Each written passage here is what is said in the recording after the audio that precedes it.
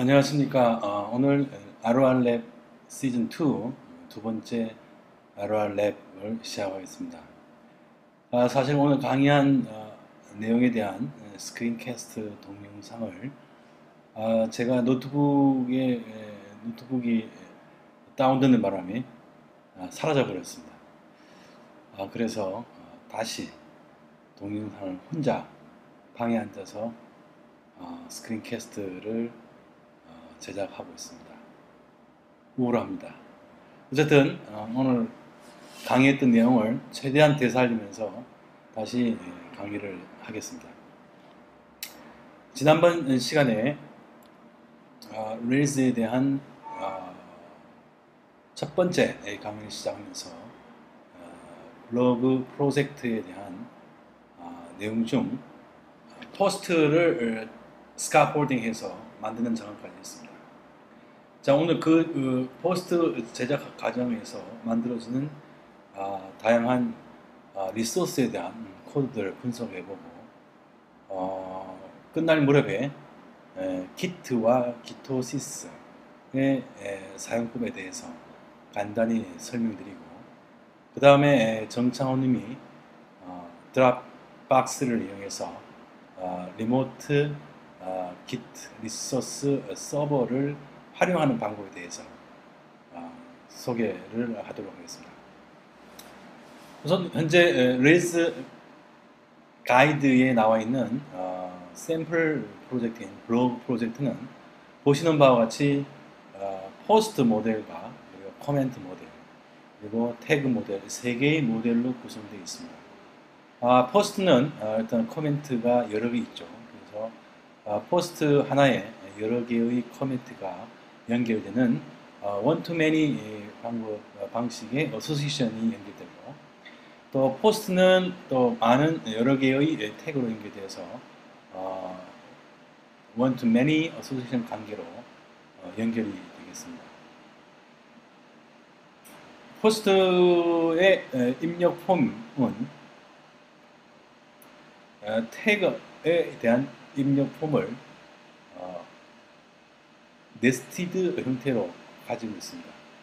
그래서 레이즈의 form for helper 메소드를 이용해서 포스트에 입력 폼을 만들게 되는데 그 form for helper 메소드의 블록 내에 fields for라는 폼 빌더 helper 메소드를 이용해서 태그 리소스에 대해서 입력 폼을 만들게 되겠습니다. 이와는 달리 커멘트는 별도의 폼4를 가지면서 포스트에는 일대다로 연결이 되는 것이죠. 다시 말해서 별도의 폼을 가지는 폼과 또 페어런트 폼에 네스티드 된 형태의 폼을 가지는 태그에 대해서 설명을 진행하도록 하겠습니다. 우선 스카폴딩 제너레이터를 이용해서 지난 시간에 포스트를 만들었었습니다. 커맨드 라인에서는 이렇게 레이즈 제너레이트 스카폴드 포스트 이런 식으로 포스트에 대한 스카폴딩을 만들어주는데 이때 포스트 다음에 클래스의 속성들을 나열해주고 있습니다. name, title, content. 레이즈에서는 일단 이 스카폴드 제너레이터에서 속성들의 디폴트를 스트링으로 가지고 있기 때문에 스트링은 생략해도 되겠습니다. 그래서 name, title, content. content는 스트링이 아니라 텍스트 데이터 타입이기 때문에 별도의 텍스트 데이터 타입을 진용해 줘야 되겠습니다. 이렇게 해서 스카폴드 제너레이터를 이용해서 만들게 되면은 레이즈의 스카폴드 제너레이터는 MVC에 대한 리소스를 자동으로 생성해 주게 되겠습니다. 또 이걸 외에도 SH나 헬퍼 그리고 테스트 유닛 별도의 routes.rb 파일에다가 해당 리소스에 대한 라우트를 정의해 주게 되겠습니다. 레이스의 제너레이터는 여러 가지가 있는데 예를 들면 레이스 generate 라고 해도 되고 줄여서 레이스 G만 써도 되겠습니다. 레이스 G를 치게 되면은 레일즈에서 제너레이터를 사용할 수 있는 것들의 리스트를 볼 수가 있습니다. 여기 보시는 바와 같이 좀 전에 말씀드렸던 제너레이터, 스카폴드 제너레이터가 여기 있고, 그 다음에 모델 제너레이터, 모델만을 만들어주는 모델 제너레이터가 있고, 또 특수한 목적의 마이그레이션 파일을 만들어주는 레일즈 마이그레이션 할 수 있는 제너레이터가 있고, 그 다음에 컨트롤러 제너레이터가 있습니다. 그 외에도 여러 가지 제너레이터가 있는데, 우선 여기서는 컨트롤러가, 그 다음에 모델, 그 다음에 스카폴드 제너레이터 이 세 가지만 대해서 알고 있어도 사용하는데 큰 문제가 없습니다.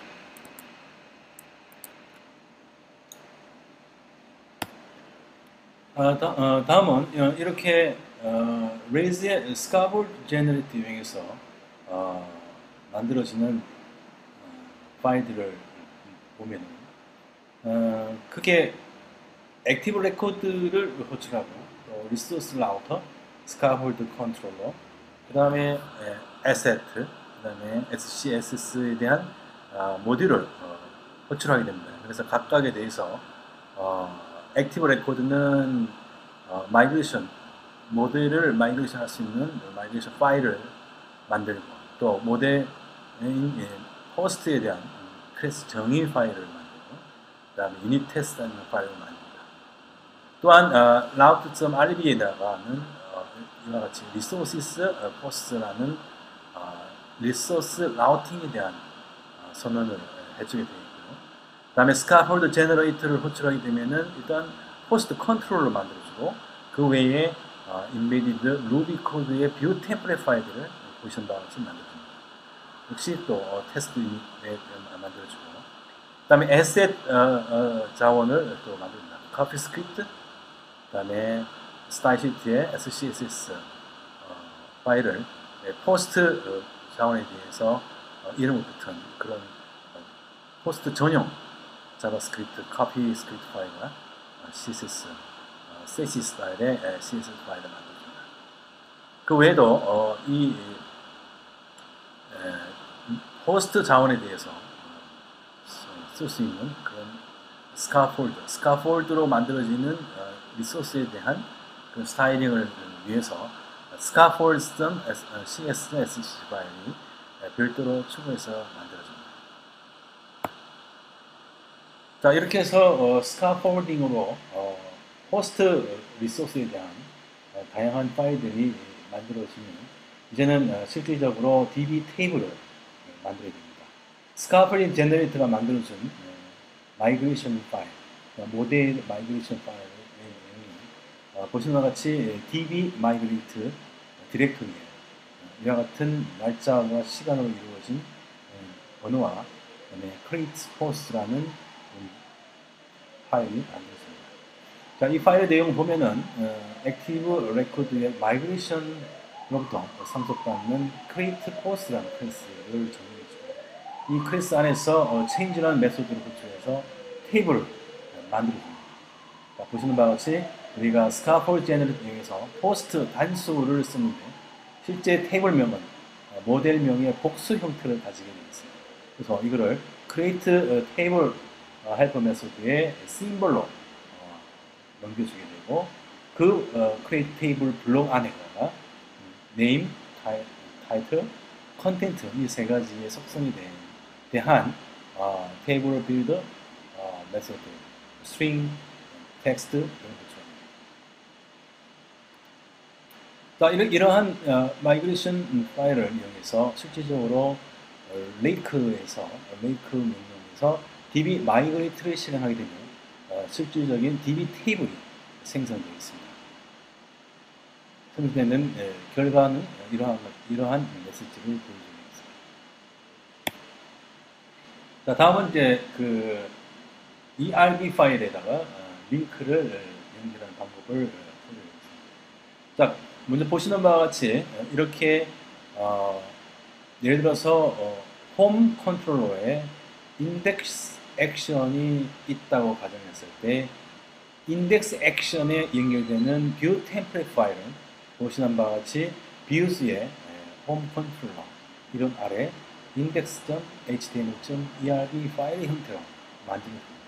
이 index html.erb 파일의 내용을 예를 들자면 같이 hello rails의 h1 태그를 쓰고 그 다음에 erb 코드로서 link to help 메소드에다가 캡션 타이틀 이름을 my 블로그로 해주고 그 다음에 URL을 이런 pass helper를 이용해서 포스트의 모든 목록을 보여주는 그런 경로 헬퍼 메소드를 여기다 진행해 줍니다. 이와 같이 하면 결과적으로 ERB 코드가 렌더링 되고 결과적으로 보여지는 만들어지는 렌더링 인덱스 HTML 파일 내용은 보시는 바와 같이 이렇게 마이 블로그의 링크가 만들어집니다.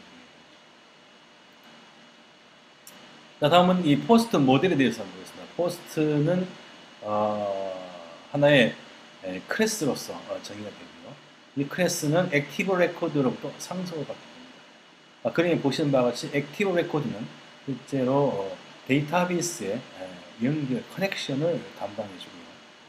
액티브 레코드를 통해서 개발자는 레이즈의 모델에 대해서 작업을 해주게 되면 곧 이것은 액티브 레코드를 통한 실제 테이블에 대한 작업으로 연결이 되겠습니다. 이런 액티브 레코드는 config/database.yml에 정의된 커넥션 정보에 따라서 실제 테이블로 연결이 되는 것입니다. 그러면 여기서 포스트 클래스의 정의를 보면 a tree accessible이라는 메소드가 있습니다. 이것은 매스 어사이먼트를 방지하기 위한 하나의 메소드로서 여기에 정의를 해놓지 않은 필드에 대해서 폼에 서미트를 하게 되면 저장이 되지 않습니다. 그래서 일전에 레이즈 프로젝트에서 이러한 매스 어사이먼트에 대한 보안 사고가 있은 이후에 디폴트로 트리 액세서블이라는 메소드가 템플릿, 스카폴딩 템플릿을 자동으로 추가해 주게 되겠습니다. 그래서 현재 포스트에는 네임과 타이틀, 컨텐트 3개의 속성들이 있고요. 그 속성들을 트리 액세서블이라는 헬퍼 메소드에 정의를 해주게 되겠습니다.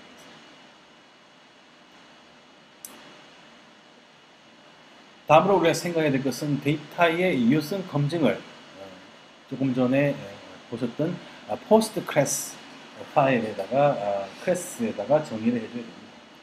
그래서 예를 들어서 우리가 이름과 타이틀은 반드시 입력을 해야 되는 경우라고 할 때는 validates라는 하이퍼 메소드에 속성 이름을 심볼로 써주고요. 그 다음에 반드시 있어야 된다고 할 때는 presence라는 옵션을 true로 그 다음에 validate 타이틀도 부분이 있어야 되고 이때는 타이틀의 길이를 최소 5개 이상 되어야 된다라고 정의를 선언을 해주게 되겠습니다. 자, 그럼 이제 콘솔에 대해서 설명드리겠습니다. 레이즈를 개발할 때는 실제로 레이즈의 커맨드 라인에 레이즈 콘솔이 상당히 유용하게 사용될 수 있습니다. 레이즈 콘솔로 해서 커맨드 라인에서 레이즈 콘솔로 들어가게 되면은 현재 개발하고 있는 프로젝트의 모든 컨텍스트, 모든 자원에 대한 상황을 그대로 콘솔 박스에서 이용할 수 있다는 것입니다. 또한 레이즈 콘솔에다가 샌드박스라는 옵션을 추가해주게 되면은 레이즈 콘솔에서 작업하는 데이터베이스 관련 데이터 변경, 수정, 삭제 작업들을 콘솔을 빠져나오게 될 때 그대로 롤백 시키는 그러한 기능을 해주게 됩니다. 그래서 실제로 레이즈 콘솔에서 테스트 모드에서 데이터베이스의 데이터 핸들링 조작을 하고 나서 취소할 경우는 이렇게 레이즈 콘솔의 샌드박스 옵션을 붙여서 사용하면 되겠습니다. 일단 레이즈 콘솔을 샌드박스 형태로 들어오게 되면은 일단 디폴트로 레이즈 콘솔은 개발 환경으로 로딩을 하게 되겠습니다. 그리고 현재 샌드박스로 들어와 있다는 것을 알려주고 있고요. 그 다음에 이렇게 레이즈 콘솔의 프롬프트에서 보시는 바와 같이 post.all 치게 되면 포스트 테이블에 있는 모든 레코드를 불러오게 되겠습니다. 이와 같이 post.all을 쓰는 것 같이 현재 이것은 레이즈의 포스트 컨트롤의 인덱스에 정의되어 있는 그 정의되어 있는 한 줄이 되겠죠. 이와 같이 이러한 자원들, 포스트 클래스가 정의되어 있기 때문에 그 클래스를 그대로 콘솔에서도 사용할 수 있다는 장점이 있습니다. 자, 또 한 가지, 레일스 콘솔을 이용할 때 도움이 되는 내용은 현재 레일스 콘솔 창이 열려 있고 또 실제로 소스 코드를 변경 작업을 에디터에서 하고 있을 때 그 변경된 내용을 반영하기 위해서는 반드시 콘솔에서 콘솔 프롬프트에서 리로드 느낌표를 실행해 줘야만 현재 수정한 소스를 수정한 내용이 콘솔 내에서도 반영이 된다는 사실입니다. 이것은 상당히 중요한 내용이기 때문에 기억을 해두시기 바랍니다. 다음은 모든 포스트를 목록을 보여주는 인덱스 액션에 대해서 말씀드리겠습니다. 일단 포스트라는 모델에 대해서 스카폴딩으로 포스트 리소스를 만든 상황에서 자동으로 만들어지는 컨트롤러는 앱 컨트롤러에 포스트 언더바 컨트롤러.rb 파일이 있죠. 그 안에 보면은 포스트 리소스에 대한 그런 액션들이 나열되어 있습니다. 그 중에 첫 번째 인덱스 액션에 대해서 설명해 드리겠습니다. 인덱스 액션의 내용을 보면은 우선 포스트 클래스에 대해서 all이라는 finder 메소드를 사용하게 되겠습니다. 그러면 포스트의 모든 레코드를 불러와서 복수입니다.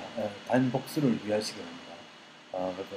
인스턴트 변수인 포스트에다가 할당을 해줍니다. 이때 all이라는 find 메소드를 쓰게 되면 각각의 레코드가 하나의 포스트 인스턴트 변수의 배열로 리턴된다는 것입니다. 이러한 처리가 끝나면 인덱스 액션은 다시 말해서 액션은 반드시 액션 후에 view 템플릿으로 연결이 되어야 됩니다. 그래서 그 리스폰스를 HTML 폼으로 보낼 것이냐 아니면 JSON 포맷으로 보낼 것이냐 하는 그 옵션을 respond to have 메소드의 블록 안에다가 정의를 해줘야 되겠습니다. 그러니까 디폴트로 이 정의를 하지 않아도 여기서는 index action 다음에 view 템플릿으로 액션 이름과 같은 view 템플릿 이름을 만들죠. 그래서 index.html.erb 파일을 찾아서 렌더링 해주게 됩니다.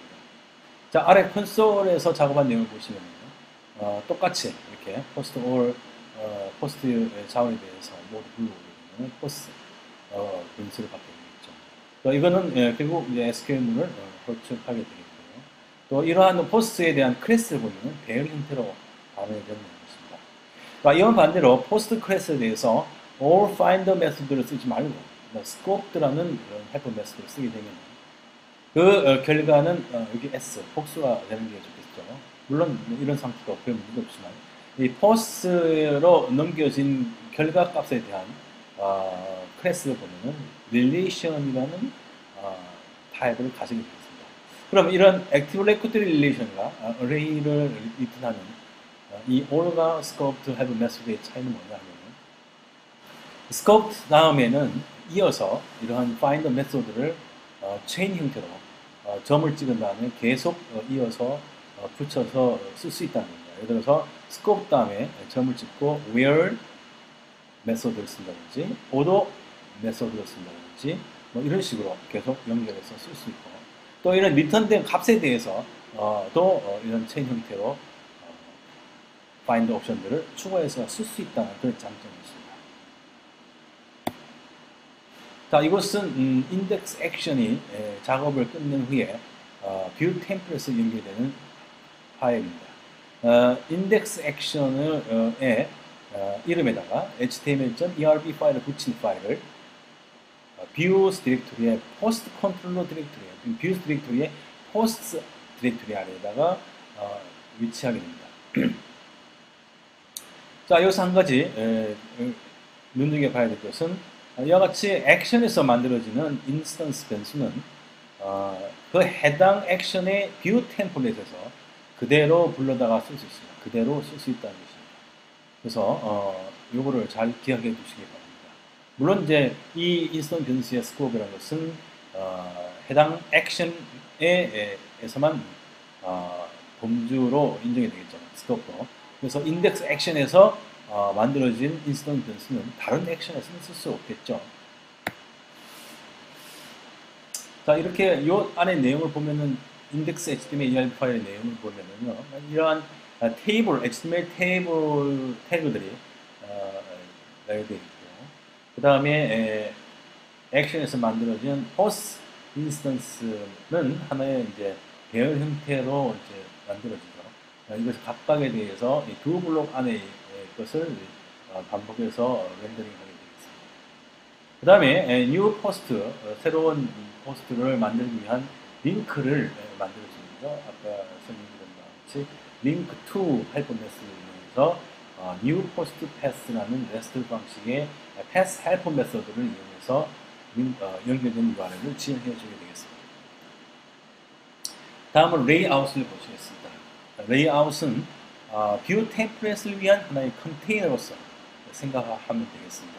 일단 레이즈에서는 처음에 레이즈 프로젝트를 만들게 되면 기본적으로 앱 뷰스 레이아웃 디렉토리에 application.html.erb 파일을 만들어줍니다. 이것이 어플리케이션 전체의 레이아웃이라고 생각하시면 되겠습니다.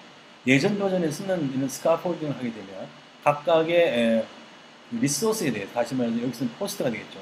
포스트 전용 레이아웃도 같이 만들어줬습니다. 다시 말해서 레이아웃에다가 슬래시 application html 뿐만 아니라 post.html 파일을 만들어줬습니다만은 최근 버전에서는 각 해당 리소스에 대한 레이아웃은 레이아웃 파일을 생성하지 않습니다.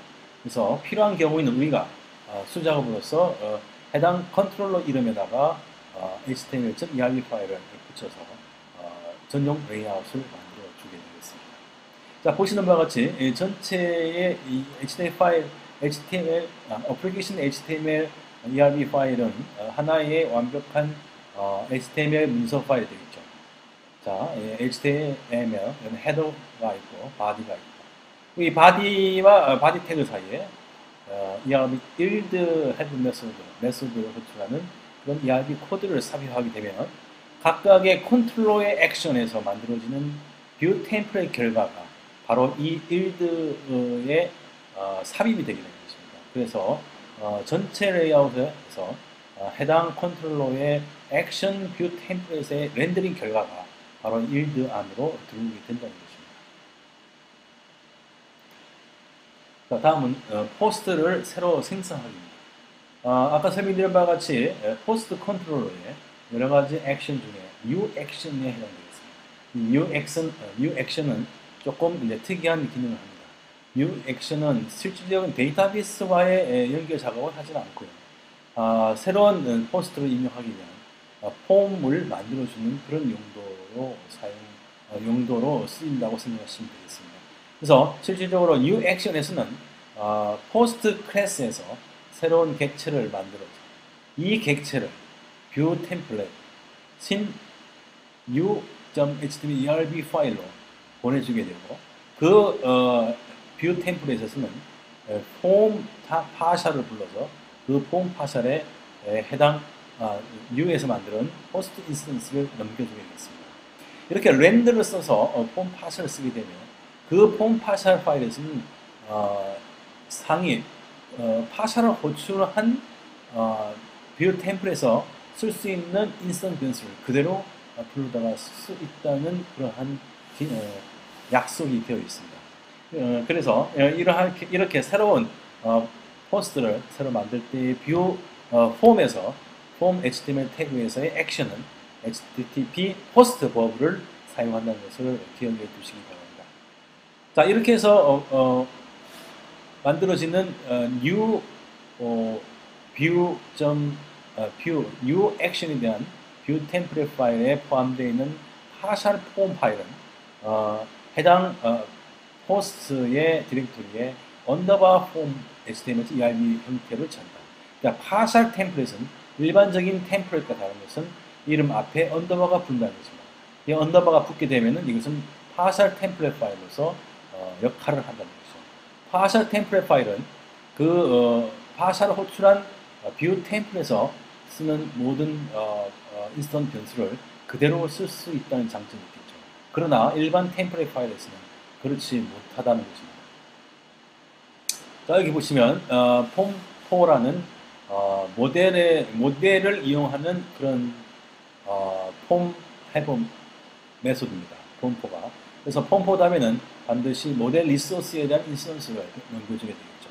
그러면 이 인스턴스를 이용해서 폼을 빌드를 만드는 폼4가 되겠습니다. 폼4는 폼 빌더의 핸들러 값을 f 값으로 이런 블록 변수를 넘겨주게 되면 이 f 값의 폼 핸들러의 f를 이용해서 폼 핸들러에 대한 각종 다양한 헬퍼 메소드를 이용해서 속성들을 받아서 인풋 필드로 만들어줍니다.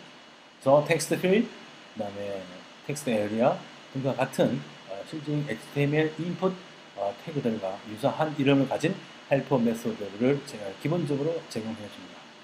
자, 또 하나 마찬가지, 여기 또 하나 밑에 보면 이러한 폼 핸들러의 메소드 중에 submit라는 것은 submit이라는 그런 헬퍼 메소드는 아주 영리한 헬퍼 메소드겠습니다. 같이 말해서 현재 넘어온 이 리소스는 new action에서 만드는 리소스인데요. 이 new action일 때는 submit 버튼의 캡션이 create로 만들어집니다. 반대로 이것이 new가 아니라 edit action에서는 이 submit의 캡션이 create가 아니라 update로 raise가 알아서 이름을 바꿔준다는 것입니다. 그래서 이렇게 만드는 new post에 대한 폼 웹페이지는 보시는 바와 같이 이 submit 버튼의 캡션을 보면은 create라는 말이 붙여지게 되죠. 그래서 이 create post라는 캡션을 버튼을 클릭하면 submit이 실행이 되면서 create action을 호출하게 되겠죠. 자, 이런 create action은 내용을 보면 포스트 클래스에 대한 비어있는 하나의 새로운 캡처를 만들고 또 이런 폼에서 넘어온 포스트 해시의 값들을 파라미터로 받아가지고 새로 만들어진 포스트 객체의 값을 할당하게 됩니다. 자, 이렇게 만들어진 포스트 인스턴스는 세이브 메소드를 이용하게 돼서 실제 데이터를 테이블에 저장하게 되고 성공적으로 저장이 될 경우에는 다음 절차의 다음 연결을 포스트 쇼 액션으로 연결을 하게 되겠습니다. 실패하게 될 경우에는 다시 액션 뉴 액션의 뷰 템플릿을 렌더링해서 보여주게 됨으로써 새로운 포스트를 다시 입력할 수 있도록 해주게 됩니다. 자, 이렇게 만들어진 포스트를 그럼 보는 액션은 무엇인가? 이렇게 보는 것은 쇼 액션이라는 것이 있습니다. 쇼 액션은 보시는 바와 같이 URL에서 이렇게 URL 전체를 보게 될 때 이 앞쪽에 프로토콜 이름과 도메인 이름 그리고 컨트롤러 이름이 되겠고요. 그 다음에 넘어오는 것은 라우트상에 정의된 바에는 쇼 액션에 대한 정의는 바로 컨트롤러 이름 다음에 해당 리소스의 ID 값을 넘겨주게 되는 것이죠. 그래서 쇼 액션 내용을 보면 똑같이 포스트 클래스에 대해서 find the 메소드를 호출해서 넘어온 ID 값을 이용해서 특정 포스트를 가져오게 되겠습니다. 그러면 이 포스트 인스턴스에 할당하게 되겠고 이것은 다음으로 show html.erb로 리스폰스 erb의 뷰 템플릿을 렌더링하게 되는 것이죠. 자, 실질적으로 show.html erb 파일 내용 보면요. show 액션에서 만든 포스트 인스턴트 변수를 이와 같이 속성 이름이 점 속성 이름으로 이렇게 쉽게 표기를 해줄 수가 있죠. 자, 이렇게 되면 ERB 코드에 이와 같이 속성들을 할당해 주게 되면은 만들어지는 show.html 파일에는 해당 값이 박힌 그런 static html 파일로 보여지게 되는 것이죠. 자, 그 아래 에디트와 back 링크를 연결하고 여기에 각각 연결될 URL을 네스팅 방식의 경로 헬퍼 메소드를 이용해서 지정해 주게 됩니다. 자, 다음은 이렇게 새로 만들어진 포스트를 수정하는 그런 액션이 되겠습니다. 자, 이 edit 액션은 똑같습니다. 포스트 클래스에 대해서 find 메소드 호출해서 normal id 값을 호출해서 특정한 포스트에 해당 id 값을 가진 포스트를 리소스로 잡아오게 되겠습니다. 자, 이렇게 액션이 결과가 view 템플릿에 연결되겠고요. 자, 이때는 new action에서 만들어진 view 템플릿과 거의 대동소이하지만 여기에 쓰이는 폼 파샬에는 HTTP post 버브가 아니라 HTTP put 버브로 액션을 한다는 것입니다. 자, 이 put은 raise에서 정의하는 특수한 형태의 HTTP 버브가 되겠죠. put과 delete 두 가지가 있습니다. 기본적으로는 일반적인 HTTP 태그는 post가 되겠죠. 자, 이렇게 해서 지정을 하게 되면은 현재 edit action에서 작용해서 만들어지는 edit view 템플릿에 있는 폼 태그에는 submit 버튼의 캡션이 edit에 연결되기 때문에 이것이 create가 아니라 update로 바뀌게 됩니다. raise가 되죠. 자, 이렇게 해서 수정한 다음에 submit 버튼 누르면 이때는 create가 아니라 update 액션으로 연결됩니다. 자, 업데이트 액션에서는 마찬가지로 리소스를 하나 불러와야 되기 때문에 submit에서 폼에서 넘어온 id 파라미터를 이용해서 특정 해당 포스트의 리소스를 포스트라는 이름의 인스턴스 변수에 할당합니다. 자, 이때는 save가 아니라 이때는 update underbar attributes라는 메소드를 호출해서 여기에 폼으로 넘어온 포스트에 대한 전체 해시 값을 파라미터로 넘깁니다. 자, 여기서 업데이트가 성공하게 되면 마찬가지로 해당 포스트에 대한 show 액션을 호출해서 show view 템플릿 파일을 렌더링 해주게 되겠습니다. 실패할 경우에는 다시 edit 액션에 있는 view 템플릿을 렌더링 하게 되는 것이죠. 자, 이렇게 수정 작업까지 하고 나서 이 다음에 이제 이 해당 특정 포스트가 필요 없을 경우에 삭제를 하게 되겠죠.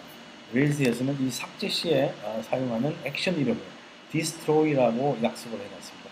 그래서 이 destroy 액션에서도 마찬가지로 넘어온 id 파라미터 값을 이용해서 해당 포스트의 리소스를 포스트 인스턴스에 할당을 하게 되겠고, 그 다음에 액티브 레코드의 헬퍼 메소드 중에서 destroy 메소드를 호출하게 되면 실질적으로 테이블에 있는 특정 해당 레코드를 삭제를 하게 되겠습니다. 그 다음에 destroy 액션이 끝나면 그 다음에 포스트 전체 목록을 보여주는 post underbar URL 목록으로 이동을 하게 되겠습니다. 여기서는 post underbar URL을 썼는데 이런 URL과 post underbar path와의 차이는 있죠. URL은 전체 URL 이름을 다 넘겨줘야 되겠고, path는 상대적인 경로만을 넘겨줘야 되겠죠. 그래서 도메인 이름을 뺀 나머지 컨트롤러 이름 뭐 이런 이름을 됩니다. 자, 오늘 이제 그 포스트를 스카폴딩에서 만드는 과정, 그리고 만들어지는 스카폴딩에서 만들어지는 각 소스에 대한 그런 분석을 레일스 가이드에 있는 내용대로 설명드렸습니다. 자, 다음은 오늘 이제 기트에 대해서, 그리고 리모트 깃 리파지터리 서버인 기토시스에 대한 설명을 간단히 드리고, 사실은 깃 서버를 설치하는 과정을 라이브로 데몬스트레이션 하려고 했는데 시간 제약상 못하고 정창훈님의 드랍박스를 이용하여 리모트 깃 서버를 사용하는 방법에 대해서는 별도의 스크린캐스트를 올리도록 하겠습니다. 감사합니다. 이것으로서 두 번째 RR랩의 강의를 마치도록 하겠습니다.